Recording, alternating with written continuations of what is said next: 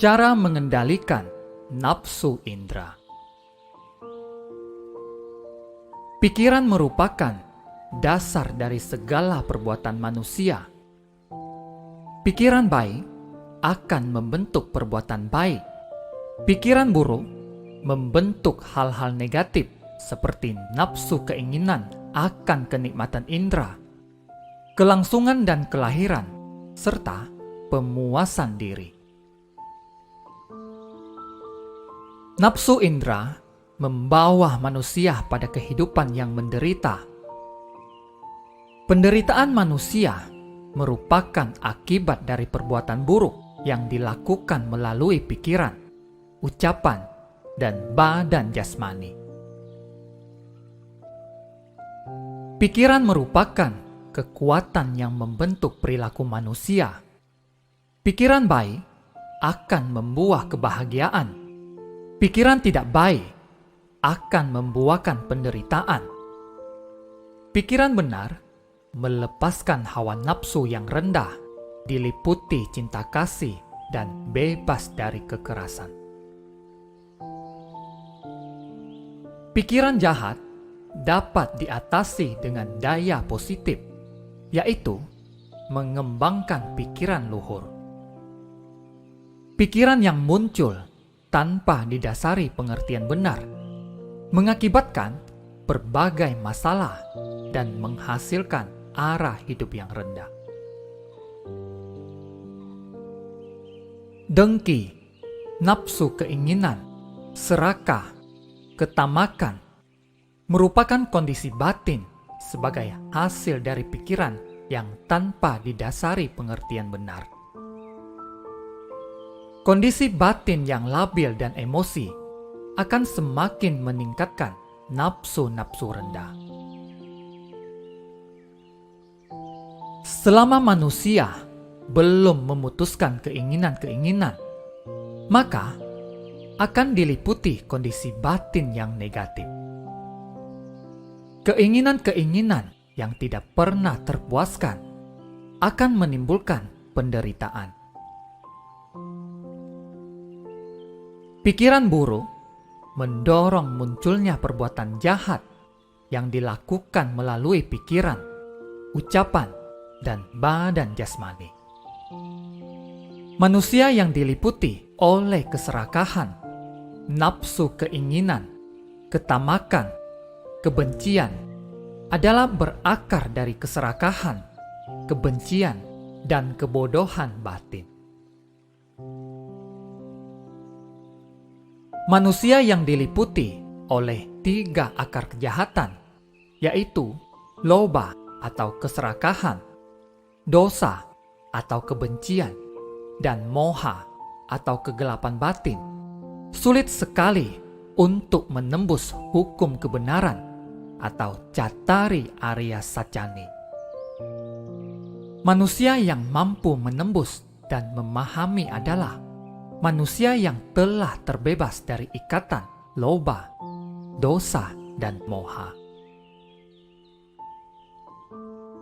Pikiran yang tidak baik adalah pikiran yang diliputi akar keserakahan, kebencian, dan kebodohan batin, serta pikiran yang senantiasa diliputi keinginan untuk membunuh, mencuri, berpandangan salah dalam kesenangan indera, dan ucapan tidak benar. Pikiran tidak benar karena tidak mengerti dan memahami 4 kebenaran mulia atau Cattari Arya Sacani. Mengendalikan pikiran adalah mengarahkan pikiran yang dipusatkan pada kebenaran melalui usaha benar, penuh pengertian, dan mengekang serta menekan pikiran jahat.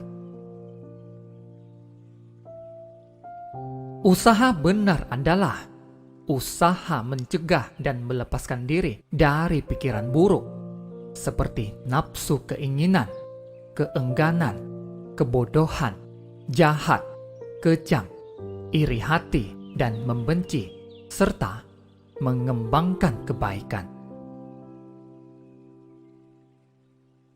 Seseorang tidak mungkin mengendalikan pikiran orang lain, tetapi paling tidak dapat bertekad, aku harus mampu mengendalikan pikiran sendiri. Dengan cara inilah, engkau melatih dirimu sendiri dan pengendalian pikiran dilakukan. Membandingkan dan membersihkan wajannya sendiri, pikiran pun dengan cermat memeriksa berbagai kotoran batin. Ada 4 usaha benar dilakukan dengan cara 1. Usaha mencegah timbulnya pikiran jahat yang belum muncul. Usaha yang dimaksud adalah usaha untuk menekan pikiran jahat dengan niat tidak baik yang belum muncul. Pikiran adalah dasar dari segala perbuatan manusia. Pikiran yang tidak baik membuahkan penderitaan. Ada pepatah mengatakan, mencegah lebih baik daripada mengobati, yang artinya berusaha mencegah, mengendalikan, mengantisipasi, membentengi segala sesuatu agar tidak terjadi. Buddha bersabda, pikiran sulit dijaga dan dikendalikan. Bergerak sangat cepat, timbul sejenak, kemudian lenyap. Orang bijaksana selalu berusaha menjaga dan melatih pikiran. Pikiran yang terkendali dengan baik akan membawa kebahagiaan. Pikiran merupakan pelopor dari segala sesuatu. Pikiran adalah pemimpin. Pikiran adalah pembentuk. Apabila makhluk berbicara dan berbuat dengan pikiran jahat, penderitaan akan mengikutinya. Sebaliknya, apabila makhluk berbicara dan berbuat dengan pikiran baik, kebahagiaan akan mengikutinya. Pikiran selalu mengembara, tidak memiliki wujud, dan terletak di dalam hati, sehingga mencegah pikiran jahat sangat ditekankan. Pikiran manusia tidak tetap, tidak dapat bertahan untuk selamanya, selalu mengalami timbul padam tiada hentinya dengan cepat sekali. Usaha benar dalam mencegah hal-hal yang tidak baik yang belum muncul dapat dilakukan dengan mempraktekkan sila. Sila merupakan batu loncatan bagi cara hidup manusia untuk mengembangkan batin. Sila yang baik membuahkan kebahagiaan, dan pelanggaran sila menimbulkan penderitaan.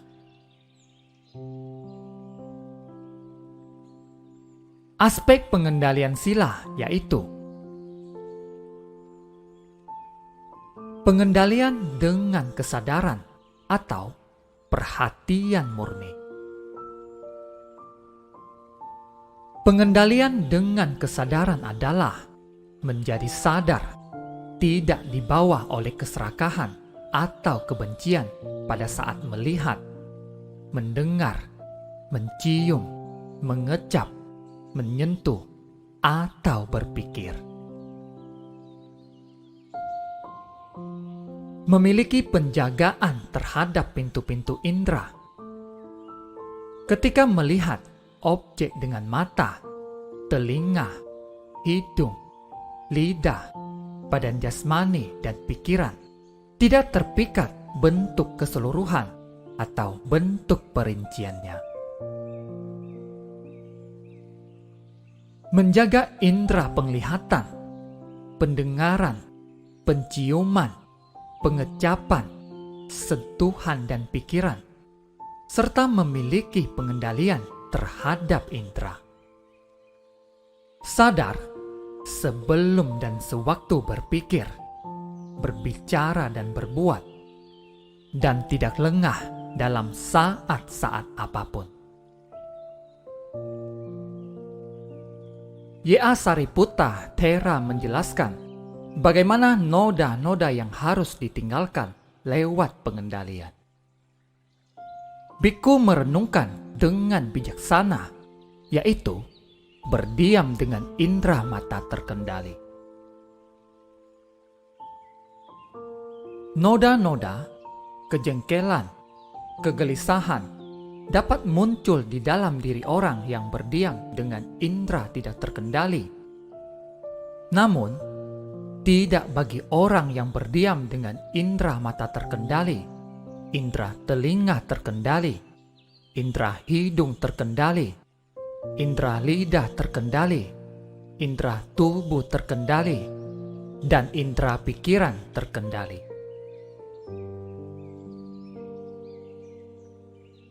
Ketika berada di antara objek penglihatan, suara, berbauan, rasa kecapan, sentuhan, dan pikiran, jagalah indera-indera dengan baik. Bila pintu-pintu indera terbuka dan tidak terjaga, maka kekotoran dapat masuk ke dalam batin, seperti perampok yang dapat masuk ke dalam sebuah desa yang tidak terjaga dengan baik. Demikian pula seperti rumah yang atapnya bocor. Bila hujan datang, air akan merembes masuk ke dalam rumah. Begitu juga nafsu keinginan akan datang ke dalam batin yang tidak terjaga. Ketika Vangisathera melakukan pindapata dalam perjalanan, nafsu indera muncul saat melihat seorang wanita, dan Vangisathera berkata kepada Ananda, "Aku terbakar oleh hawa nafsu. Nyala api panas membakar batinku. Demi belas kasihan, beritahulah aku yang Arya bagaimana memadamkannya demi kebaikan." Kemudian Ananda berkata kepada Vangisa, "Kamu mencerap secara salah. Nyala api panas membakar batinmu. Janganlah mencari tanda keindahan di sana. Itulah yang menimbulkan nafsu. Lihatlah kekotoran di sana, dan jagalah batinmu agar tetap terpusat secara harmoni. Lihatlah semua bentuk perpaduan sebagai sesuatu yang terpisah, sebagai penyakit, sehingga nafsu dapat dipadamkan dan tidak lagi menimbulkan api untuk selamanya." Batin dikatakan cepat berubah. Pengendalian indera-indera harus dilaksanakan dengan menyingkirkan nafsu yang muncul, dengan melakukan perenungan terhadap kekotoran, sebagaimana yang dilakukan oleh Vangisathera sejak meninggalkan keduniawian. Pengendalian dengan pengetahuan. Pengendalian dengan pengetahuan berarti merenungkan hakikat dari 4 kebutuhan-kebutuhan hidup: pakaian, makanan, tempat tinggal, obat-obatan, dan tujuan sesungguhnya dalam menggunakan agar tidak terseret oleh keinginan keserakahan. Tujuan menggunakan pakaian adalah untuk menutupi badan dari hawa dingin dan panas, untuk melindungi diri dari serangga-serangga dan angin, serta untuk menutupi bagian badan yang harus ditutupi. Tujuan menggunakan makanan adalah bukan untuk kesenangan serta memperindah badan, tetapi mengambil makanan dengan merenungkan bahwa makanan yang diambil hanya untuk kelangsungan hidup.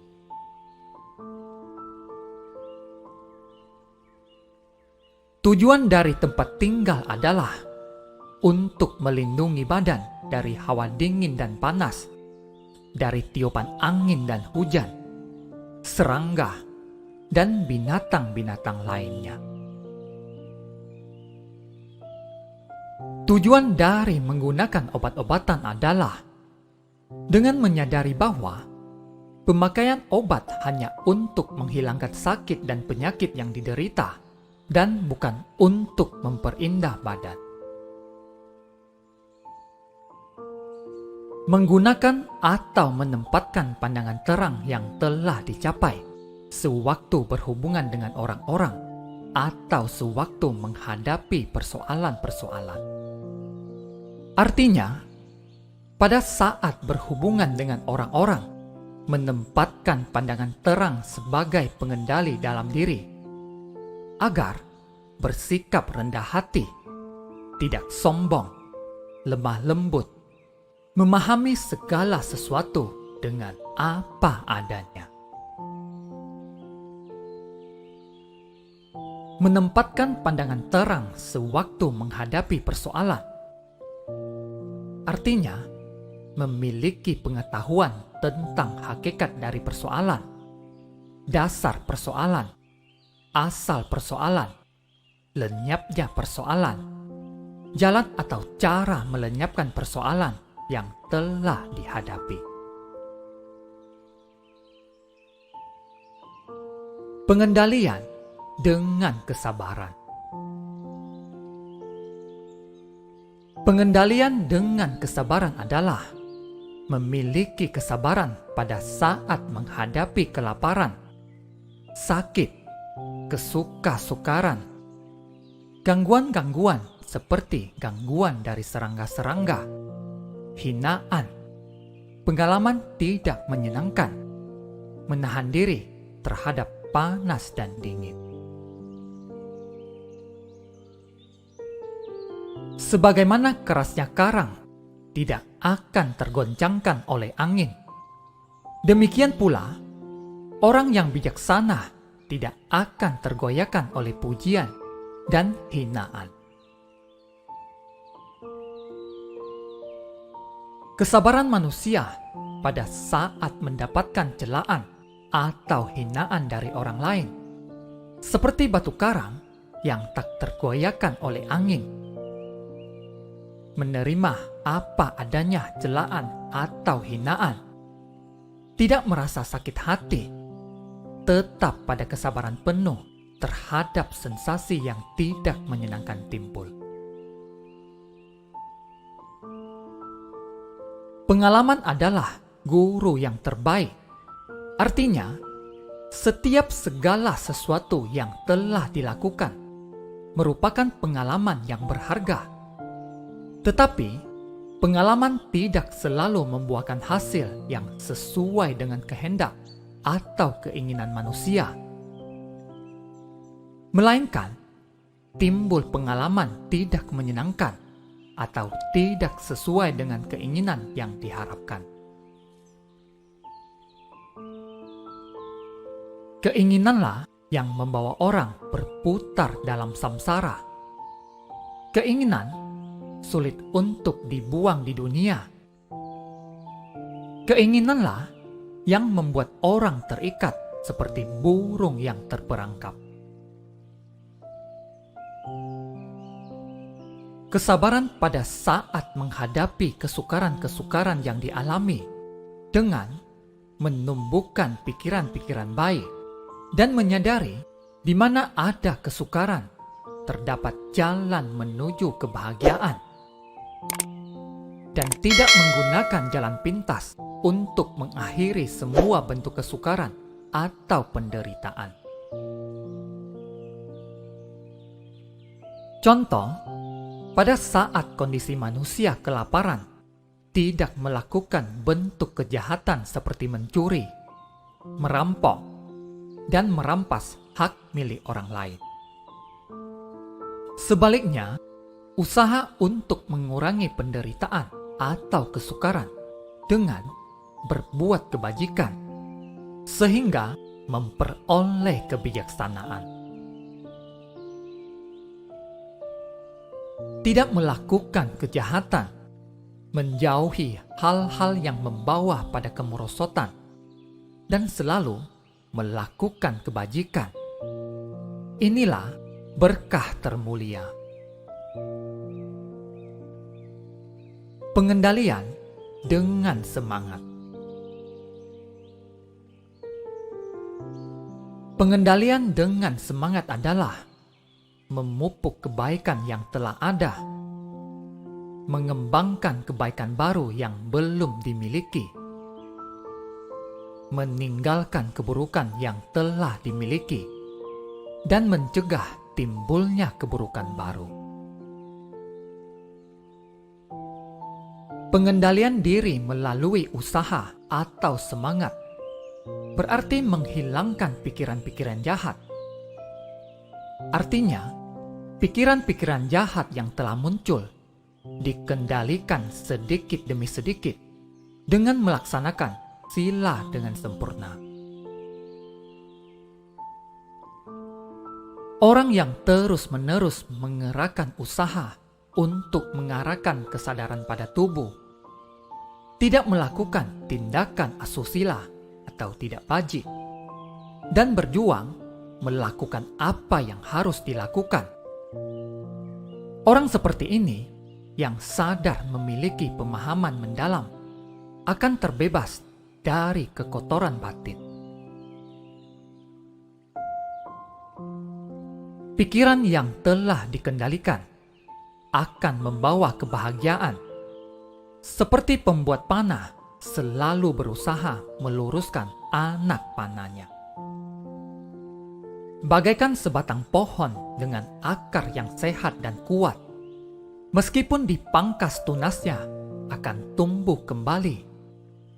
Demikian juga, ketika hawa nafsu tidak dicabut akarnya, maka akan terus menyebabkan kesedihan. Pengendalian dengan semangat dapat dimulai dengan tidak mempertahankan suatu pikiran yang disertai hawa nafsu bila timbul. 2. Usaha untuk meninggalkan pikiran jahat yang telah muncul. Pikiran adalah kekuatan dasar, di mana manusia akan menyadari tidak ada orang lain di luar dirinya yang mempunyai kekuatan atau cara untuk menimbulkan kedamaian dan keseimbangan batin.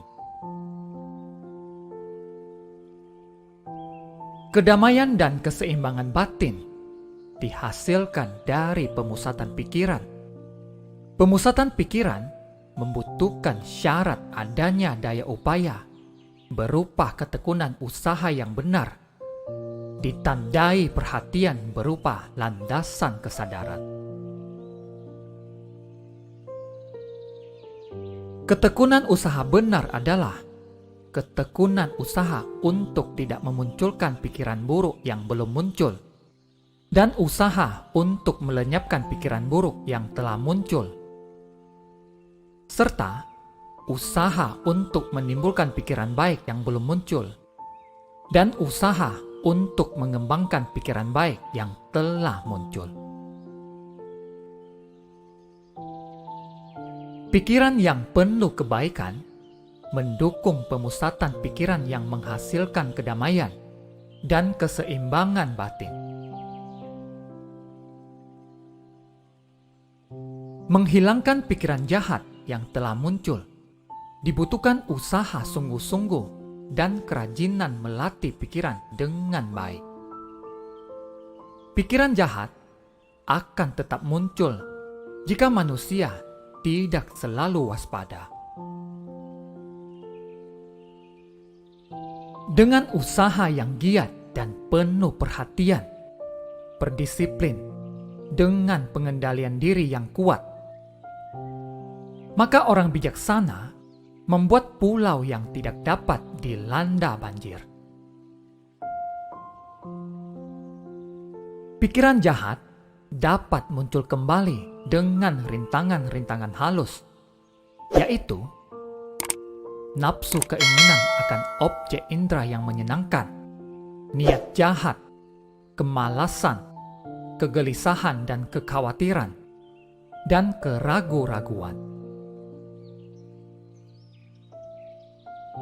Ketika muncul pikiran jahat yang berhubungan dengan nafsu keinginan, kebencian, dan kebodohan batin, harus memperhatikan dan mengembangkan faktor lain yang berhubungan dengan nafsu keinginan akan ditinggalkan dalam dirinya dan meredakan sehingga pikiran menjadi mantap secara internal, diam, menyatu, dan terkonsentrasi. 3. Usaha untuk mengembangkan pikiran baik yang belum muncul. Ada dua macam perkembangan batin. 1. Perkembangan batin duniawi, artinya pelaksanaan meditasi ketenangan batin sehingga mencapai jana. 2. Perkembangan batin luhur atau di atas duniawi, artinya pelaksanaan meditasi pandangan terang mencapai magga dan phala. Pikiran baik yang belum muncul dikembangkan melalui pikiran damai, tenang, dan seimbang. Buddha mewariskan hartanya kepada siswa berupa 7 faktor penerangan agung yang harus selalu dikembangkan, yaitu kewaspadaan, penyelidikan kebenaran, semangat, kegiuran, ketenangan, konsentrasi, dan keseimbangan batin. Sariputta Thera menyatakan, manusia yang rajin dan bersungguh-sungguh melatih 7 faktor penerangan agung akan bebas dari noda-noda. Noda-noda yang harus dihancurkan lewat pengembangan. 4. Usaha untuk mempertahankan pikiran baik yang telah muncul. Sungguh sulit menjaga pikiran yang timbul sejenak kemudian lenyap. Orang bijaksana selalu berusaha menjaga pikiran, sebab pikiran yang terkendali dengan baik akan membawa kebahagiaan. Pikiran baik dapat menekan timbulnya perbuatan-perbuatan yang jahat. Pikiran baik menekan dari akibat perbuatan buruk. Usaha untuk mengatasi kondisi batin seperti nafsu indera yaitu melalui pengembangan pikiran benar. Pikiran benar dapat mendorong manusia menghindari perbuatan jahat. Pikiran benar mempunyai 3 ciri yaitu 1. Pikiran yang bebas dari keserakahan, kemelekatan, nafsu indera, dan memikirkan kesejahteraan orang lain, serta bertujuan untuk terbebas dari lingkaran kelahiran kembali. Pikiran bebas dari keserakahan adalah pikiran yang bebas dari nafsu indera